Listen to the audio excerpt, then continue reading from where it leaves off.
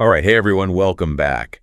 Ready to dive deep again? Always ready. What fascinating corner of the universe are we exploring today? Well, this time we're hitching a ride on Voyager 1. Oh, wow, Voyager 1. Now that's a journey and a half. Talk about a deep dive. That's exactly what we're doing. A deep dive into, well, deep space, really, but also into ourselves. Oh, I like that. The outer and the inner, all connected. Sounds intriguing. It is, because you see, Voyager 1's story isn't just about the incredible distances it's covered. 50 billion miles, if I recall correctly. Just mind-boggling. Exactly.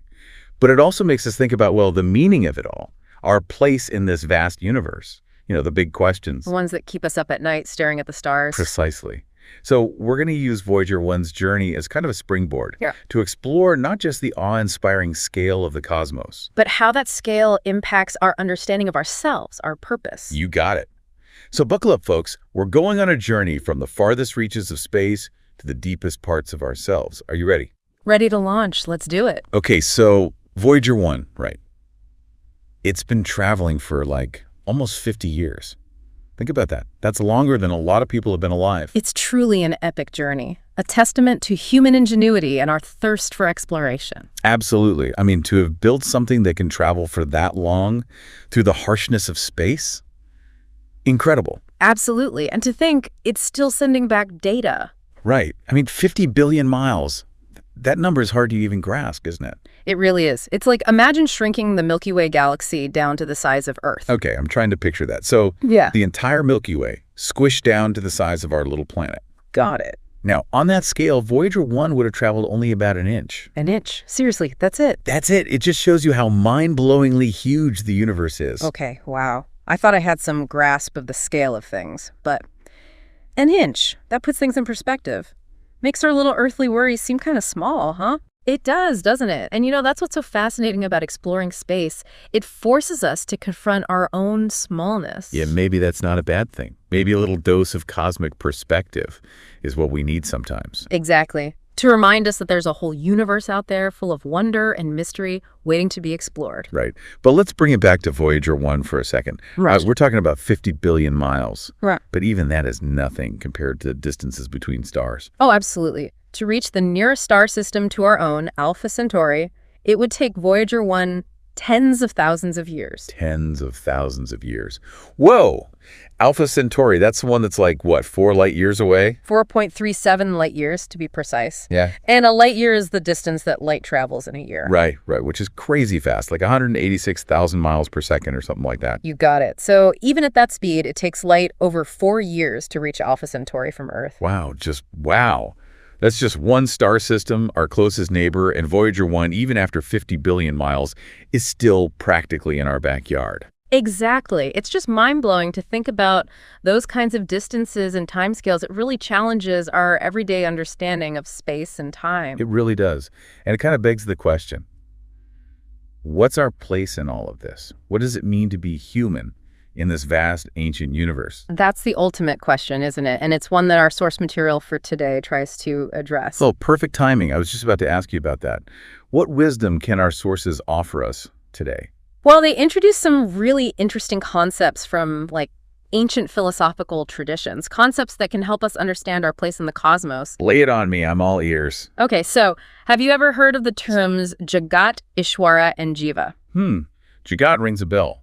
But honestly, I'm not quite sure what they all mean. No worries, they're not exactly everyday words. So Jagat, that's like the all-encompassing reality, the world, the cosmos, everything. Okay, so the big picture, the whole shebang. Got it. What about Ishwara? Ishwara is like the universal consciousness or energy, the force that pervades everything. Think of it like the water in a vast ocean. Okay, I'm starting to get it. Jagat is the ocean, Ishwara is the water. What about Jiva? Where do we fit in? Jiva is the individual soul, the Atman. We are the jivas, the little drops of water in that vast ocean. Ooh, I like that analogy. So we're all connected to this bigger thing, this Ishwara, this universal consciousness. Like we're all part of this giant cosmic ocean. That's a beautiful way to put it. And the source material suggests that understanding the relationship between these three, between Jagat, Ishwara, and Jiva, is key to finding meaning and purpose in our lives. Okay, so how do we do that? How do we even begin to understand this relationship? Well, the source material suggests a twofold path, an inner and an outer journey. 2 journeys. Tell me more.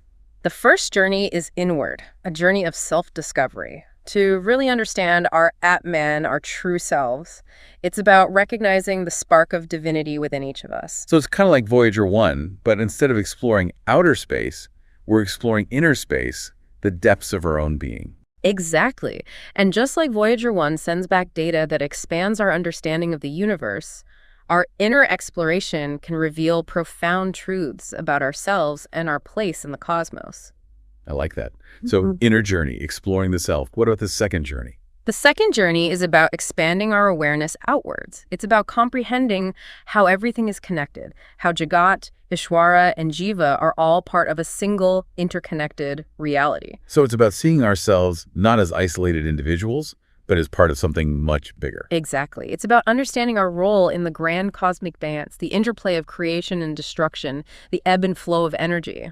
So both journeys, Voyager 1's journey out into the vastness of space and our own inward journey, are about exploration and discovery, right? It's just that one is physical and the other is, well, more spiritual. That's a great way to put it. And you know what I find so fascinating is how both journeys push the boundaries of what we know, what we think is possible. Totally. And both can inspire us to think bigger, to dream bigger, to live more meaningful lives. Absolutely. And I think that's a really important takeaway, especially in a world that can often feel small and limited. It is. So what's the biggest takeaway for you personally from all of this? What really sticks with you? That's a great question. I think for me, it's the idea that if the universe is truly infinite, then every possibility, every potential exists within it. And if that's the case, well, how does that change our perception of our own lives, our own goals? If anything is possible, what dreams might we dare to pursue? Wow, that's powerful. Definitely something to ponder. And on that note, I think we'll wrap up this incredible deep dive. Thanks for joining us, everyone, and a huge thank you to you for sharing your insights. My pleasure. Always happy to explore these mind-expanding topics. And to our listeners, we hope this deep dive has inspired you to keep looking both outward with curiosity and wonder, and inward with introspection and a desire for self-discovery. Because there's a whole universe out there waiting to be explored, and it all starts with us.